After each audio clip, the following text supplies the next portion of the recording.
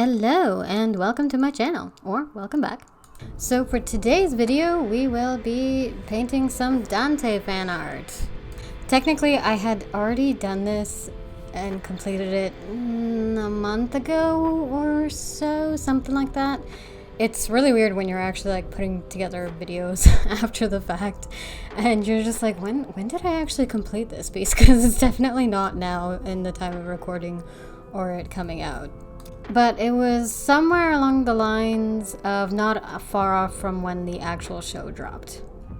So I had sketched this at an art meetup. I can't remember what the first thing was, but I was kind of just like mulling around and drawing it. And then I decided, you know what, seeing as I didn't complete it at the meetup, I was going to record myself inking it and actually painting it. Now, yes, as you can imagine, based on, I guess, the style of the way I drew Dante to some degree, is I did watch the Netflix show.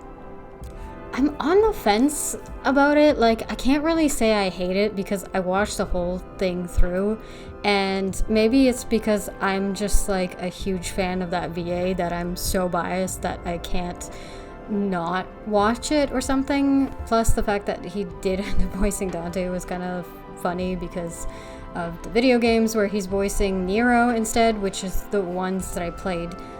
So in terms of the characters, there's definitely some changes. Like for Dante, I'm actually one of the few people probably who doesn't really mind the change, despite kind of knowing how his character is. Mostly because it's like, okay, he's kind of like on the younger side and not as like established or whatever as he is in like further games or whatever.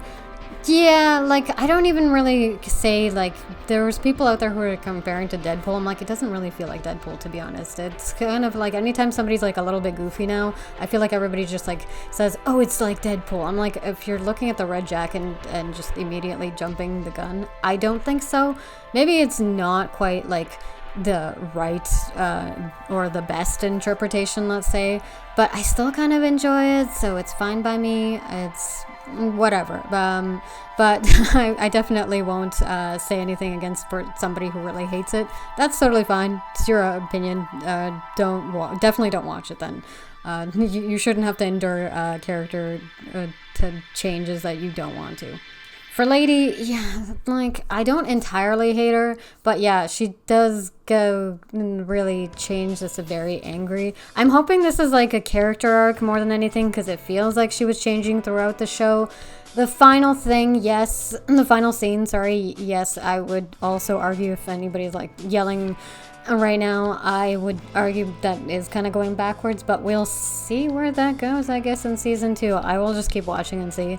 I might totally end up hating this, but after season 2. So the worst part, I guess, and the worst offense of the show, in my opinion, is just inserting like political propaganda crap. Like, why anytime when the characters like the main villain is like, oh, you Americans, really, I swear that could just be changed over to you humans, because it would make a lot more sense with the plot that's going on. It really, there's nothing to indicate specifically why that was done other than some personal choice by the creator.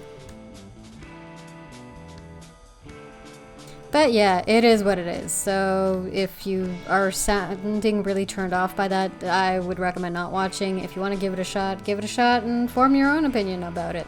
But if you want a better Devil May Cry anime recommend, then the original one does exist, and I do say that it's better. I just rewatched it, and I think it's great. I even think the female characters are badass and everything, so I really don't understand the need to change this, but whatever. It is on Crunchyroll, but under premium, sadly. Funny side note, actually, just made me realize how many Devil May Cry cosplays I did see at Anime North this year. So that's funny. I'm not sure if just like the show itself just sparked it, because I think last year I don't remember seeing any.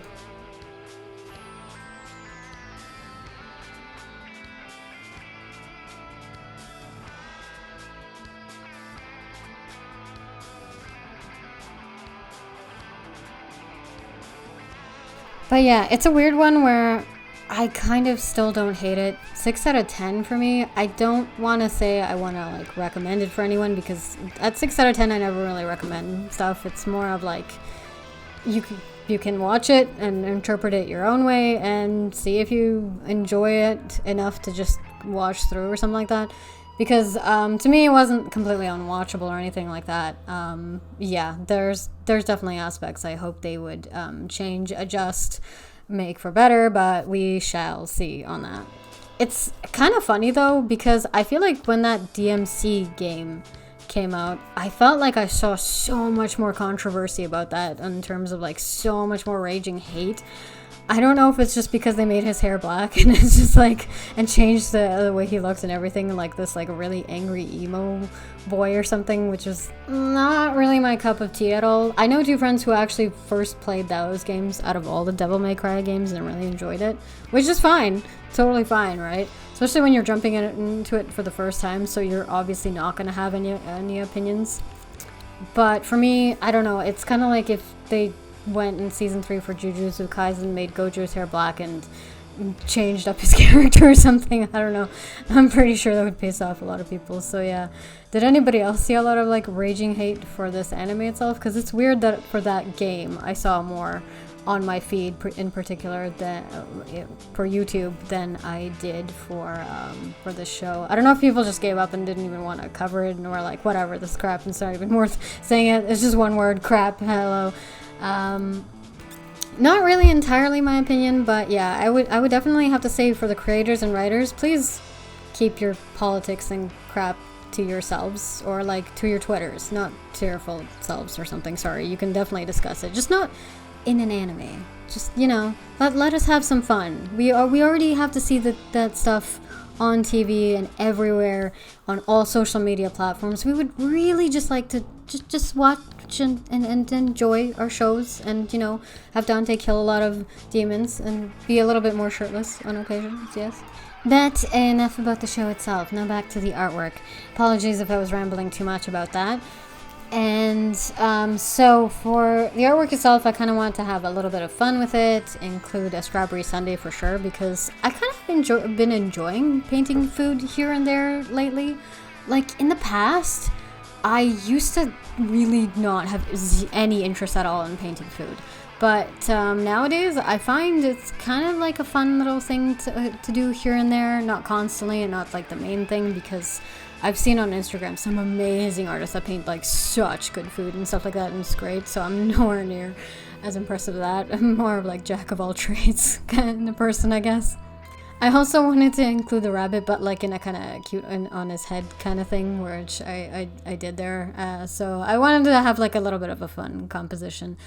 And I was fairly happy with the way I managed to draw his hair, because sometimes like hair escapes me. Does anybody else have that real struggle, so, like where it's just like you're doing things and it just naturally doesn't look good? So I was pretty happy that it turned out all right, because when I was doing the initial sketch at the meetup, I think that probably took the most effort of redrawing so many times, like not even anything else.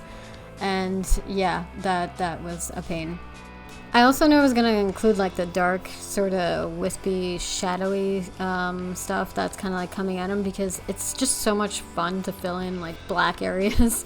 So I ended up using the Arctic's, acrylic paint marker, which I'm having fun mostly still using as mixed media as opposed to total vinyl ones, just because they actually are a little bit more transparent than I would like them to be. So a lot of times you kind of like get that streaky stuff where it just kind of feels like it's a permanent marker, streaky stuff, which is not the greatest. I don't know if like, I'm sure the Posca pens are a lot more opaque, so if you're interested in buying cheaper paint markers, just keep in mind with that, because I've seen other artists use the Arctic's markers and they did not actually look streaky at all. And mind you, I've barely been using these markers, and I'm pretty sure I've like capped the lids properly and been taking proper care of them, but it still feels kind of not dry, but just not that opaque. It definitely does not feel like it, so I'm not entirely sure why it might be depending on the batches, why for some people it's like more opaque, more not, I don't know. These markers are not meant to be like shaken or anything either, so again, it's a weird thing. Also, in terms of the sundae, I definitely used a reference to paint it. Like, I used a couple of references, so I kind of mixed up how it looked, because I was not going to be able to paint a strawberry sundae out of complete imagination, because I'm not that used to painting foods, as I've mentioned before. I can't remember. I think it was just Google Images, so I hope that's okay. I'm using references. I don't know. But it was like a mix of like a couple, so it's a little bit of my own interpretation there. There wasn't too much to talk about this artwork, so hence why I got into a total rant about the show itself. It's fairly straightforward. I didn't go with a lot of layers or anything with the watercolor. The only thing that's worth mentioning, which you can see here, is the masking fluid. I've already applied masking fluid to this paper before and worked with it so many times, so it was no big deal. I was applying it again, but when I go to lift it lifted off the red a little bit, and even like slightly damaged the paper, like a bit. I could still paint over it, but you know, with watercolor, the second you're kind of like screwing up a part of a section, it's really hard to get that one solid kind of color look without that, like, you know, the effects of it just looking very patchy. Ooh, that pissed me off so much. I was debating whether just to use gouache, because you could just like go over an entire layer of gouache on it, but I kind of didn't want to. I corrected it as much as I could and kind of moved on, because I just, you know, when something like that happens, it kind of just a little annoying and upsetting, and I was like thinking, it's okay. If I ever wanted to turn this maybe into a print, like I could fix it digitally and touch it up, so it is what it is. It's not the absolute worst. But yeah, just be mindful. I guess it's because it's a red pigment, because I realized thinking back, I'd never applied masking fluid on top of already something painted red, and that might have been it. Or I feel like maybe I did, but not red on this paper in particular, because I feel like I have done it for Spider-Man, but it never lifted it off of him, so I feel like it depends on the paper, so just be mindful. I usually think I try to do the masking fluid before I've painted characters or something like that, and then doing the background, because I'm always too excited to do the character first and screw the background kind of person. But yeah, I suppose I should have been a little bit more cautious, and I will be going forward. Like, even looking back at the footage now, I feel like I'm struggling, and I think I recall struggling more peeling off the masking fluid than I usually do, which is wild, because even for my mixed media sketchbook, I don't think I struggled that much before. So yeah, really sucks. Despite like all the experience with it, it can still go wrong on an artwork, and I really hated that it had to go wrong for this one.